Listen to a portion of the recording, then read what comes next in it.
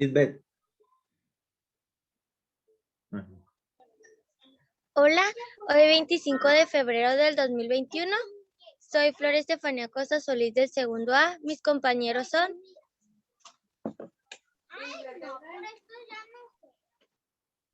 Fernando Joel.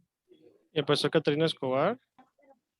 Somos alumnos de la Escuela Secundaria General número 8 de Culiacán, Sinaloa, y vamos a entrevistar a Juan Ramón Manjarres para el proyecto de leyendas de Sinaloa para el cuarto Congreso de Historia Oral para estudiantes de secundaria que se llevará a cabo la celebración en Santa Fe, Argentina. Adelante, compañeros. Buenos días. Maestro, buenos días.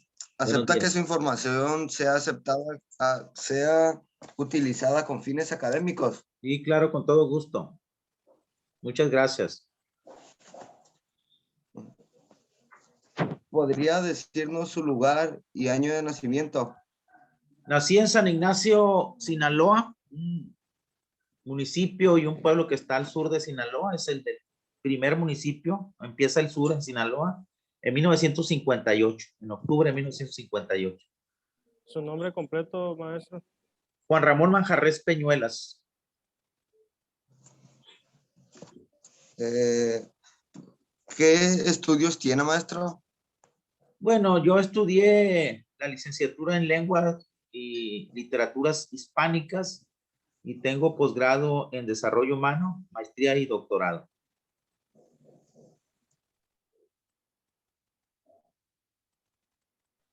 ¿Nos puede contar leyendas de Sinaloa que usted conozca? Sí, con todo gusto. Mira, conozco una diversidad de leyendas y historias fascinantes porque, como seguramente ustedes ya saben, están estudiando, las leyendas forman parte de la literatura y las leyendas cumplen el propósito, entre otras cosas, de transmitir cultura entre una sociedad y otra, entre una generación y otra, ¿no? Normalmente esta transmisión de las leyendas se hace por la vía oral. Y bueno, además me ha tocado hace, no sé, 2 años, 1 año, no recuerdo muy bien ahora. O sea, es 1 año y medio, 2 años. No, más bien 1 año porque no estábamos a punto de la pandemia. Me tocó publicar un libro que se llama Crónicas del Ejecatl. Ejecatl es una voz náhuatl que quiere decir viento, el dios del viento en la cultura azteca, pero en la náhuatl, que fueron los náhuatl los que pasaron por aquí, dejaron estas, digamos, improntas lingüísticas, Ejecatl, y muchos otros nombres que forman parte de las lenguas indígenas. Entonces, este libro cumplió o intentaba cumplir con el propósito de documentar la historia de los pueblos, especialmente de San Ignacio, dado que esta comunidad está en proceso de convertirse en pueblo mágico. Entonces, uno de los requisitos que se ocupa para que un pueblo sea mágico es que estén documentadas su historia, sus personajes y sus leyendas. Entonces, en este libro contienen 2 leyendas del sur de Sinaloa, 2 leyendas específicamente de San Ignacio, y voy a contarles una que está documentada en este libro de Crónicas del Ejecatl, y tal vez le comente otra del norte, y así nos iríamos comentando algunas leyendas, ¿no? Esta leyenda es muy conocida en la región del sur, en este municipio, entre los habitantes de San Ignacio, porque a la llegada a San Ignacio, no sé, ¿alguno de ustedes ha ido a San Ignacio, pueblo? ¿Nadie?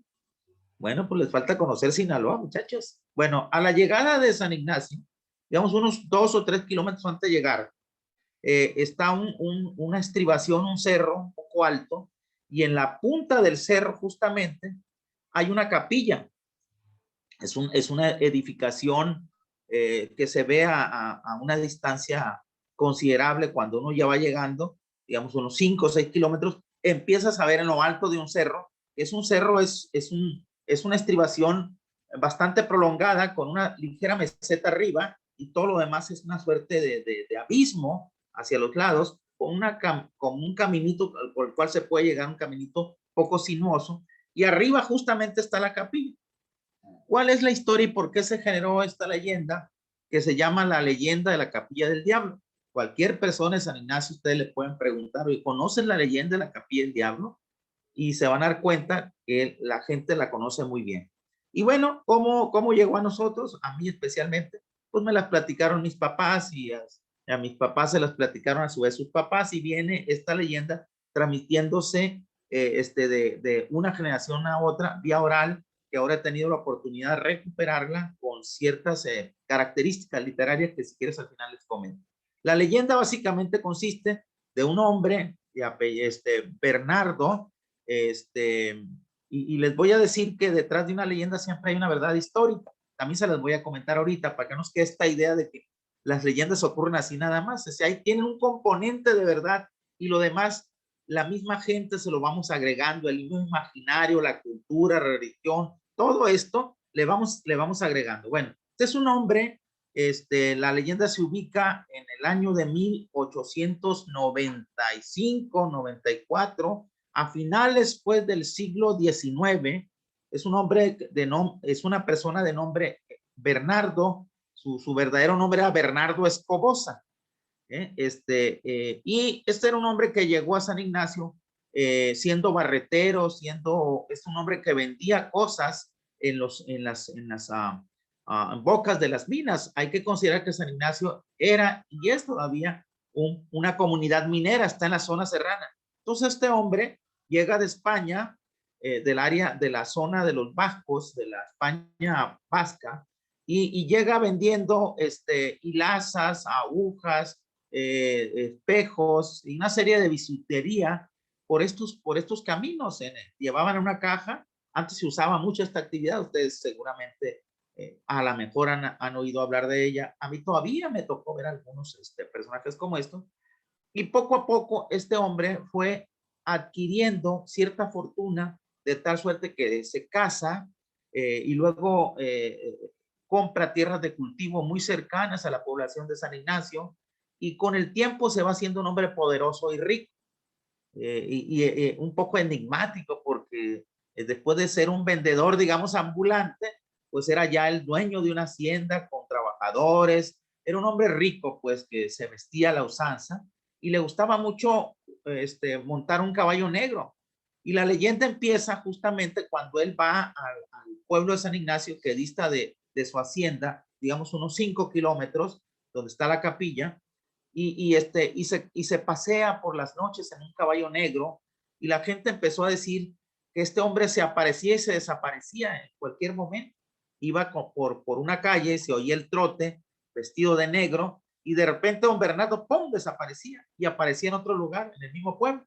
Entonces fue adquiriendo digamos, esta leyenda de que era un hombre que se aparecía y se desaparecía. Y luego, como era un hombre con mucho dinero, con mucho poder, la gente empezó a decir que en realidad don Bernardo había hecho un pacto con el diablo y que ese dinero venía justamente de haber hecho este pacto con el diablo, y que el pacto consistía en que don Bernardo le había pedido al diablo hacerlo rico, pues, porque era un hombre, un vendedor ambulante, y de pronto aparece siendo rico, y que a cambio de esa riqueza él le iba a dar su alma junto con la de sus descendientes en la primera línea. Y así la gente lo veía como el hombre que le había pedido dinero al diablo y que por eso tenía mucho dinero, tenía una hacienda, tenía caballos de pura sangre, tenía servidumbre, todo lo que se puedan imaginar en una hacienda. Bueno, pues un buen día, don Bernardo, casi a finales de los 1890 y tantos, 98 me parece, fallece de repente don Bernardo, y al fallecer todo el mundo se asustó, cuenta la leyenda, porque pues llegaba justamente el cumplir con el pacto diabólico que había hecho, ¿no?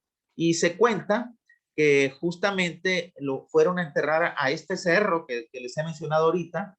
Los familiares hicieron la tumba, y por la noche se oyó un trueno, ¡pum!, en la madrugada, y la gente se asustó mucho, y muy de mañanita mandaron a un propio a ver qué había pasado, porque tenían la incertidumbre que don Bernardo le había vendido la vida al diablo y que se la iba a cobrar el día de su muerte.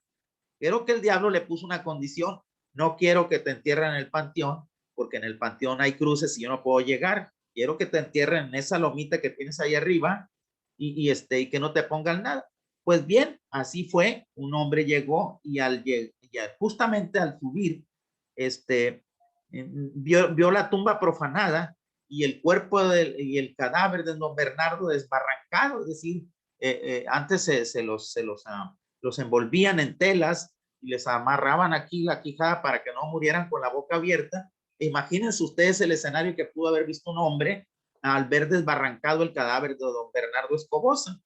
Entonces, la leyenda dice que efectivamente el diablo fue por él, que la familia sí cumplió en enterrarlo en un lugar que no fuera el panteón formal, pero a la hora de meterlo en la tumba, le pusieron una cruz, un crucifijo de plata en el pecho. Entonces, cuando el diablo llegó por él, al ver que traía el crucifijo, lo soltó y lo dejó por la barranca y huyó, ¿no?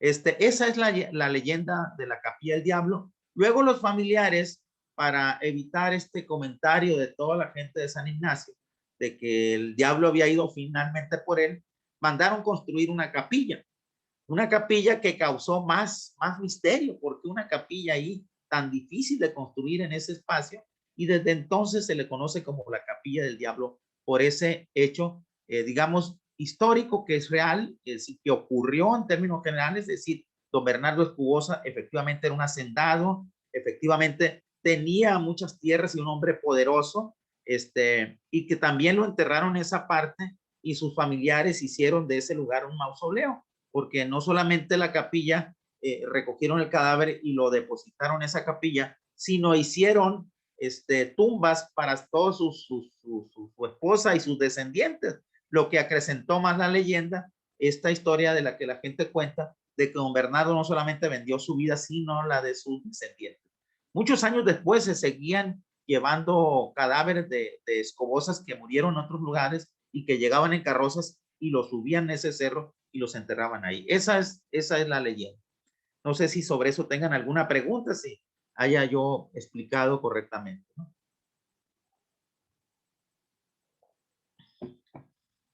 A ver, Fernando, Joel.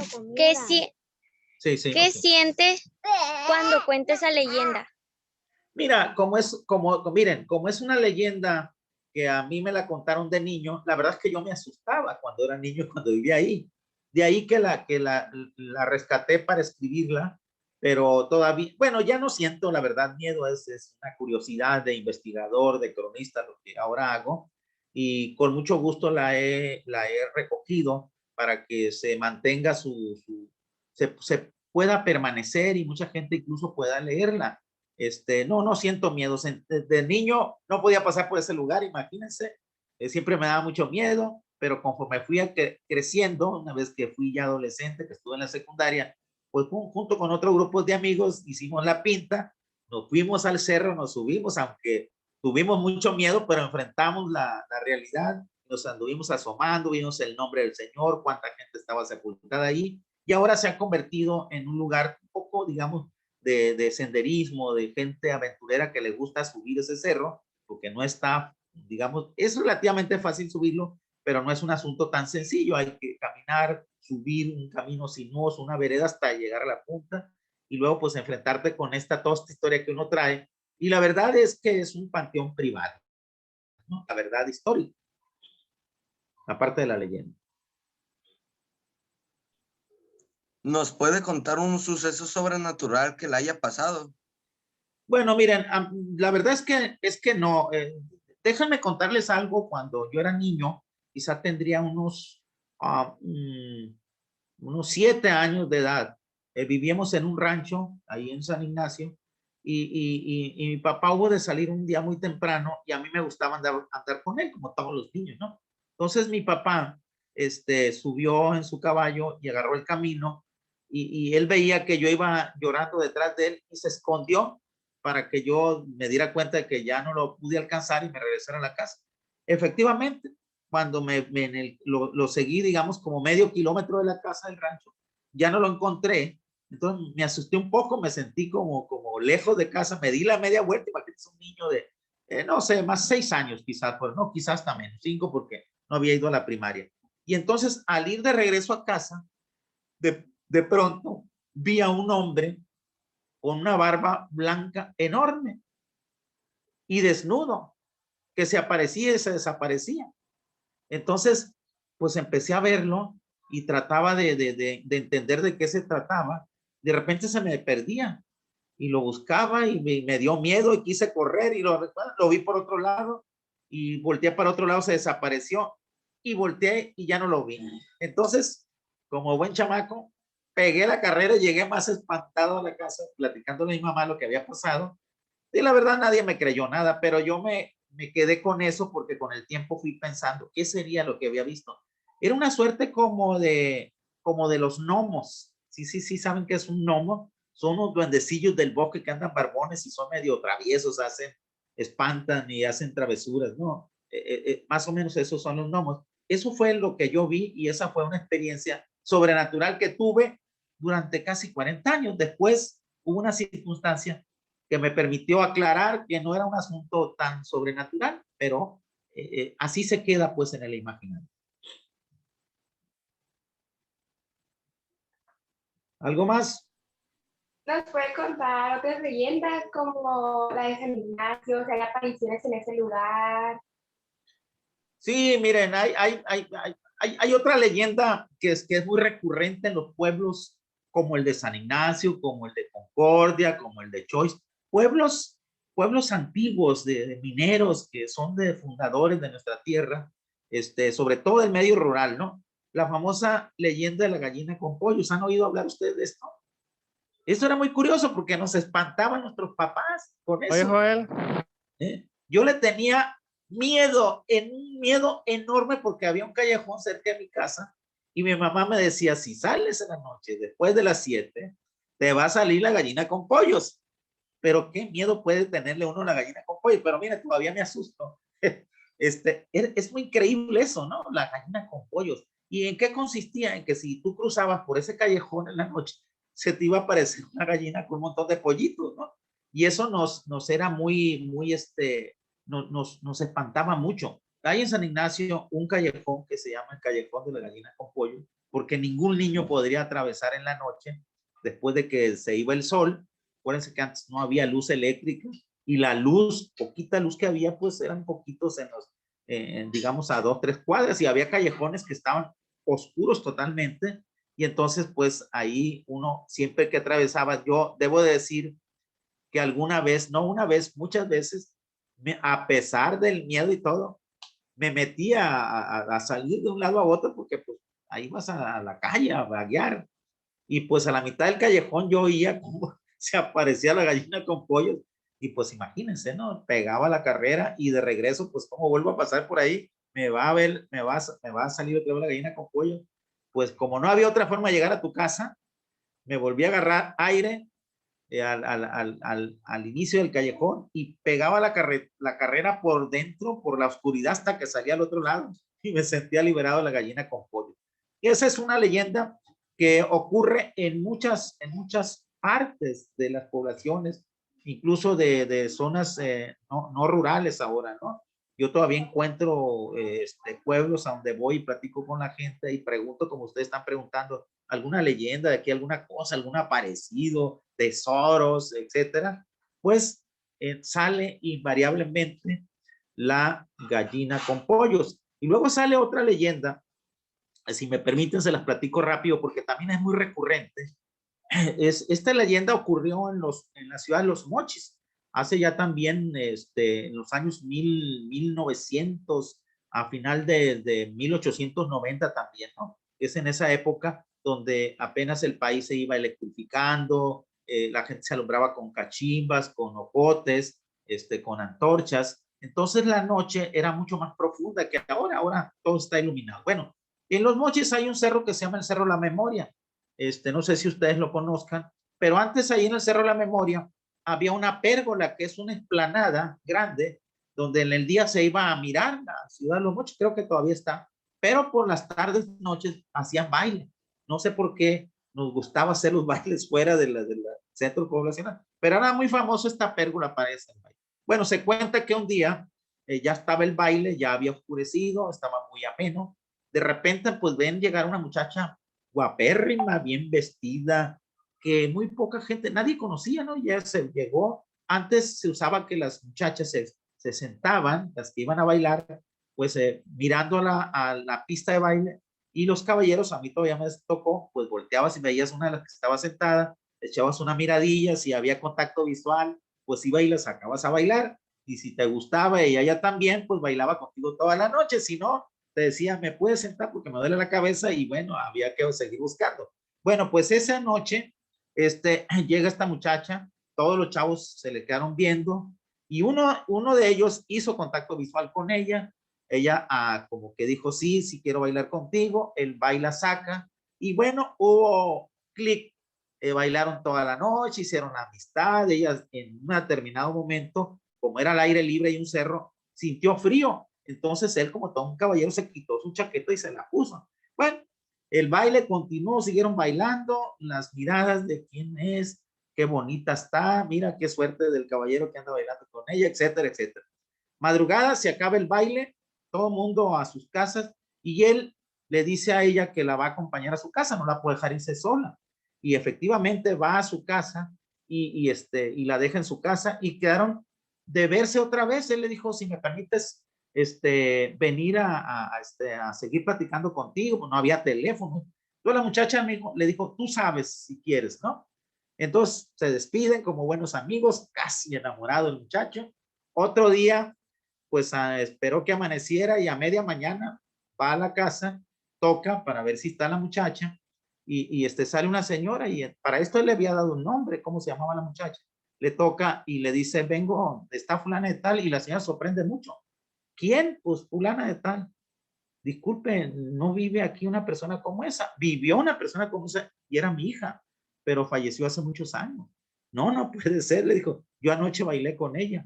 No, señor, a ver cómo se llama y cómo era así, así. No, esa era mi hija, pero murió hace 15 años. No, no puede ser que sea mi hija. Discúlpeme, usted se confundió, le hicieron una broma. Entonces él no se quedó conforme y siguió visitando la casa. La señora le enseñó fotos, efectivamente, con ella bailé anoche, toda la noche. Me dijo esto y esto y esto. Entonces a la señora, a la mamá, para calmarlo a él, dijo, vamos al panteón para que vean dónde está enterrada mi hija y desde cuándo está enterrada ahí. Cuando llegan al panteón a ver la tumba, resulta que la chamarra que él le había prestado estaba sobre la cruz. Entonces esta es una leyenda de la cual se habla mucho, que se llama la mujer de blanco, la mujer, porque ella iba un poco vestida como de blanco, ahora recuerdo. Bueno, esa historia, así, contada de diferentes maneras, se cuenta también en otros lugares. Es como muy recurrente la historia, como que era muy recurrente que en esa época ocurrieran muchas cosas como esa, ¿no? La historia ahí queda. Yo la he visto, la he escuchado de pobladores de la ciudad de Mochis, de algunos lugares cercanos ahí, y de algunas otras personas, y he leído porque hay un libro que se llama La mujer de blanco. ¿Cómo ven esta leyenda?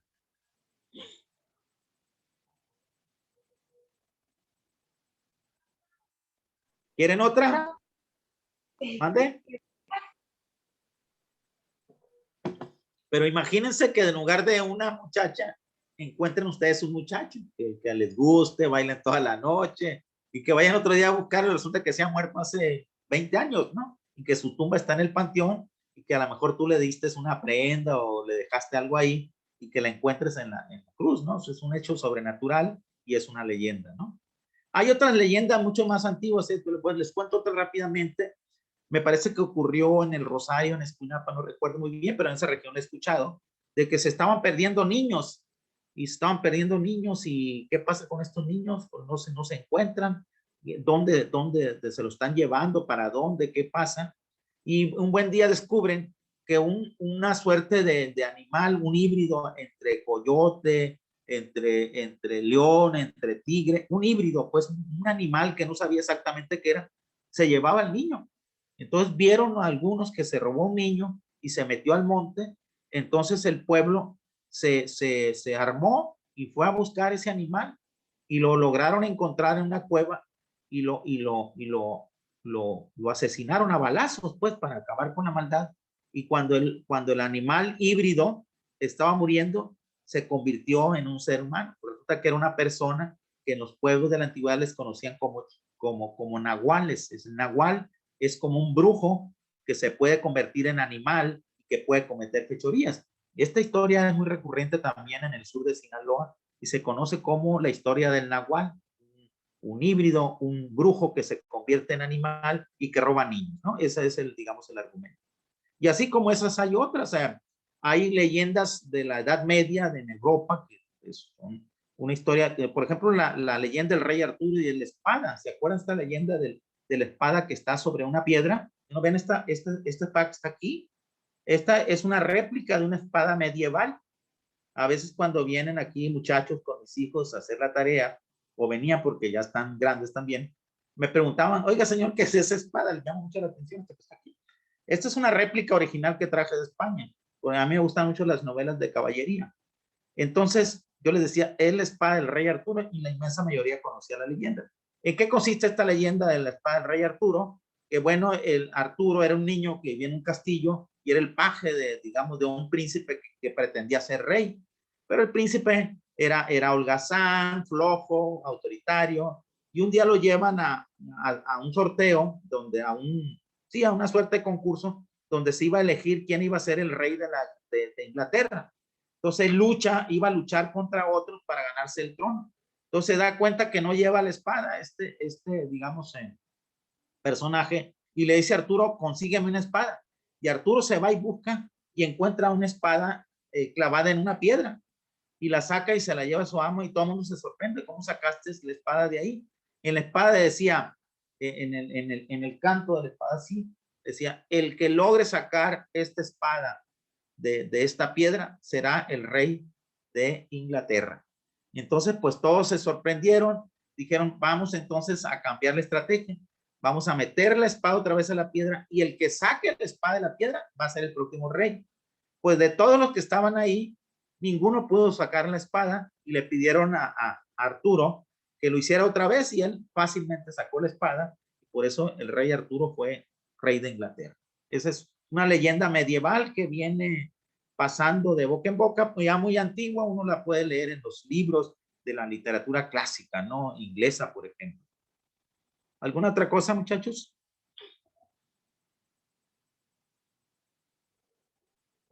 No sé, profesor, si vamos por ahí en el comentario, ¿tú cómo ves? Sí, muy bien. Liz, ¿tienes otra pregunta?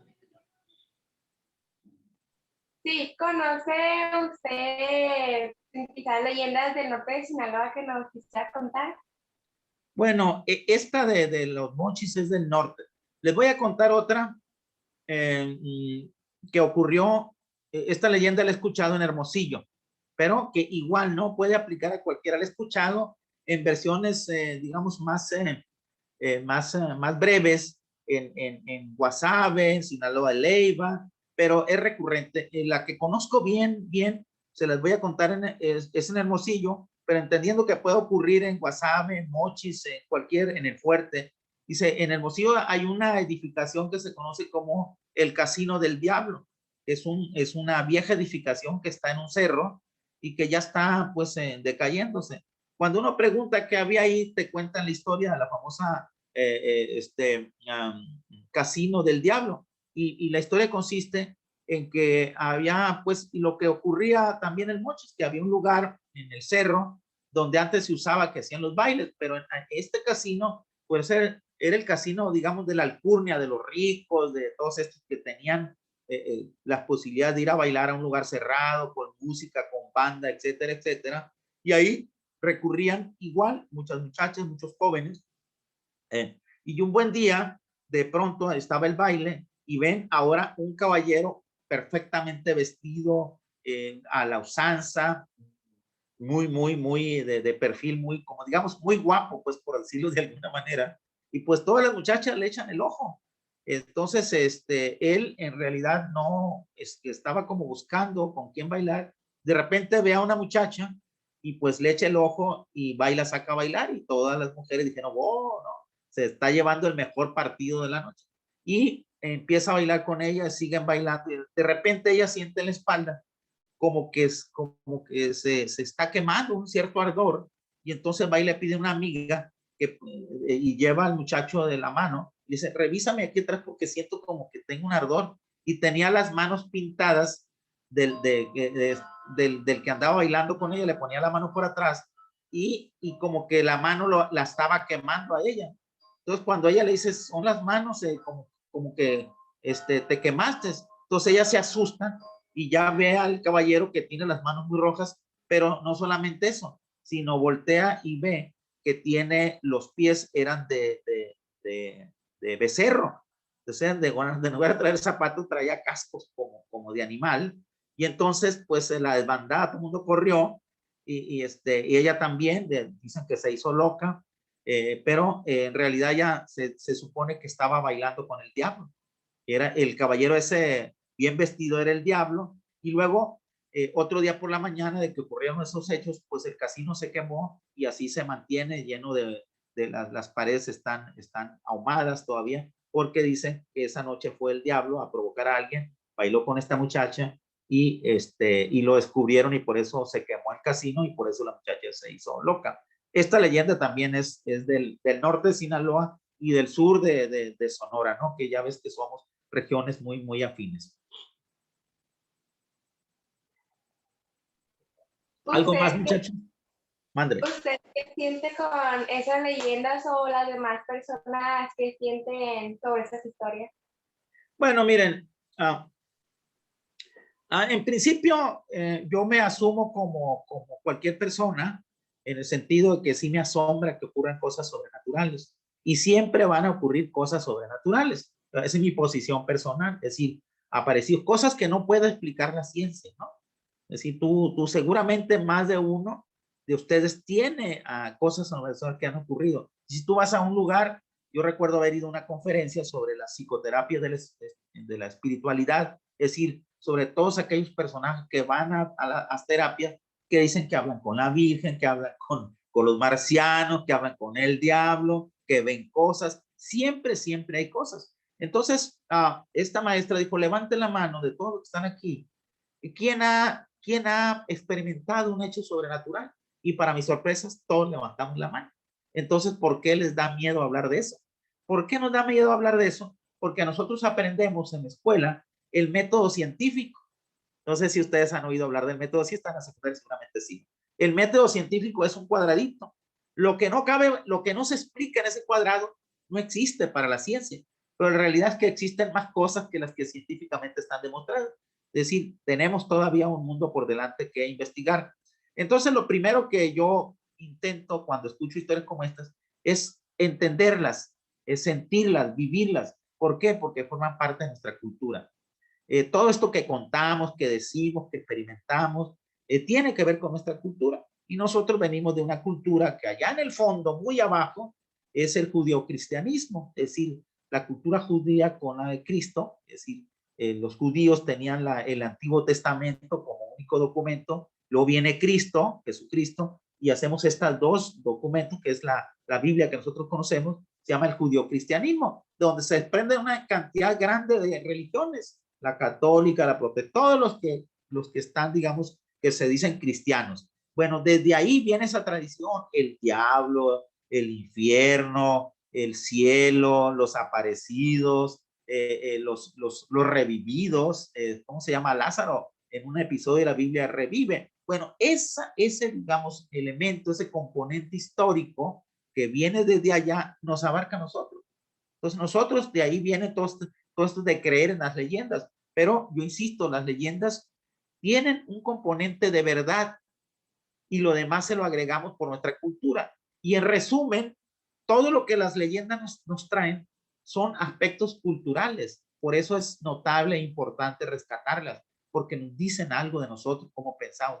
Por ejemplo, la leyenda de la capilla del diablo. ¿Por qué ocurrían esas cosas? Bueno, en primer lugar, por la cultura, un pueblo muy religioso. Segundo lugar, mándeme. Disculpe, se nos va a acabar el tiempo. Bueno, ahí va. Sí, ahí va. Segundo lugar. Se va a cortar. Sí, porque no había luz eléctrica. ¿Sí? Entonces todo nos asustaba. Eso sí, yo me siento las leyendas, las vivo y revivo con ellas aspectos culturales, pero las vivo, que es lo más importante, porque es cultura viva. Así somos nosotros. Eso y otras cosas más. Muchas gracias, Gracias a maestro. ustedes. Chicos, despídense.